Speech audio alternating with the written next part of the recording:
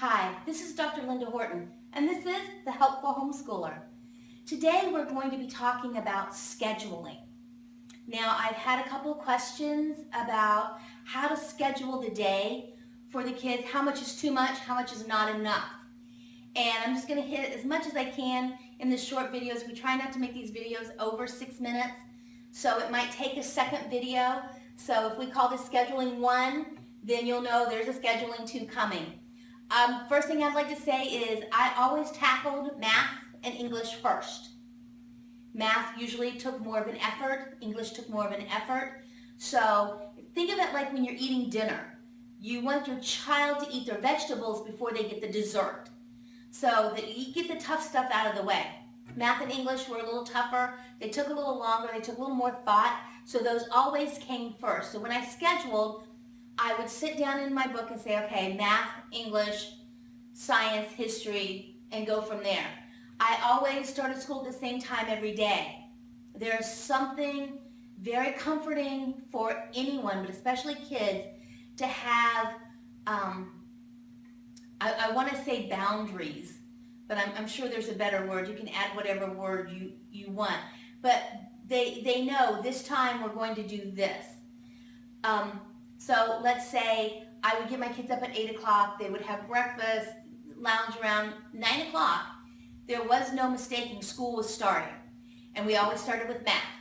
So then I would give them usually 45 minutes on math, and we would go to English. Now I know what you're saying. My child's not done in 45 minutes. You might have one child that's done and one child that's not. So this is your prerogative. I would always say, okay, we're stopping. What you didn't get done, you can do after school, or you can do after lunch, however that worked out. So that I'm flowing. Remember, I had 4. So I just didn't have the luxury of sitting with one child and doing school. I wanted to keep it going, and I wanted to make sure everybody was going the same direction. And the reason I would maybe cut them off is because we did a lot of our history and science together.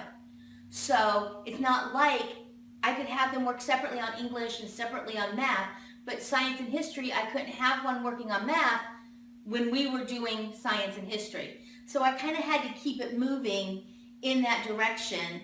Sometimes it mattered, sometimes it didn't matter. Sometimes they were quicker at English and quicker at math. So I would block off a section, this is English and math, and then I always gave my kids an hour for lunch, always.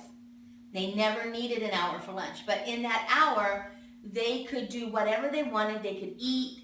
Then if they wanted to play a game, if they wanted to finish some work up, which generally, especially my youngest and my second one, that's what they always did.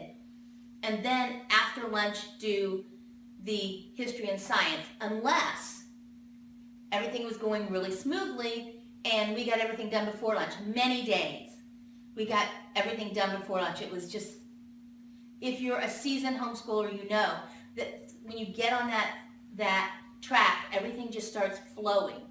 So we always did math, we always did English, then science, then history. A lot of the times the older kids had different classes, economics and you know, that kind of thing. And we would do those after lunch when the other kids maybe were done with everything and I could focus on that one with economics. Or I did a class for my kids, personal finances. So if they all weren't taking the class, then that would be an after lunch thing. One of the things that I also did, and I mentioned this in a previous video, is we homeschool hard Monday through Thursday. Friday, I like to stay for quizzes, spelling quizzes. Always on Friday, they would have their spelling quiz and testing as much as I could. If I could do it on a Friday, I would. Sometimes it didn't work out with math, but that's neither here nor there. But then to give them Friday afternoon, Friday after the test, to play games together, to do something fun. But they homeschooled really hard. My kids didn't take off because the sky was gray. We homeschooled consistently. I remember one time I had a physical problem. I'd been in the emergency room until late in the early part of the morning and had been asleep, and I got up. They had given me some medication, and I got up, and my kids were doing their homeschooling, and I wasn't in there. But because they knew it started at 9, they knew how to do it, they knew what to do. So they had homeschooled without me. And I was so blessed and I was so pleased because they had a routine and they stuck to it. And they also knew that unless we were dead or dying, we did homeschool. And unfortunately, mom was out, but the kids weren't. So scheduling is so important. Give them that routine and they look forward to it every day. And a lot of the problems with homeschooling parents especially is that they don't have a routine, and so the kids kind of go willy-nilly and there's no structure. Structure is a good thing in homeschooling. Kids love structure. So get the hard stuff out, then get the easier stuff after that, and the day goes a lot better. Do not save what is hard for your child to the end of the day. It's only frustrating. It leaves them with a really bad taste in school, in their mouth, your mouth. Everybody's unhappy because you left the harder stuff till the last. If you know something's going to be difficult, get it over first. Schedule your days, and remember that you are a teacher and homeschooling is a priority. So somebody might call and say, oh, would you like to go, blah, blah, blah. No, you can't. We have to school. It's a sacrifice to homeschool, but the blessings far outweigh the price we pay as homeschool moms especially.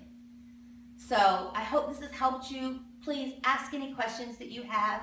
Remember, homeschooling is not a sprint, it's a marathon. And it's run by the whole family. So go out and enjoy the adventure. Goodbye.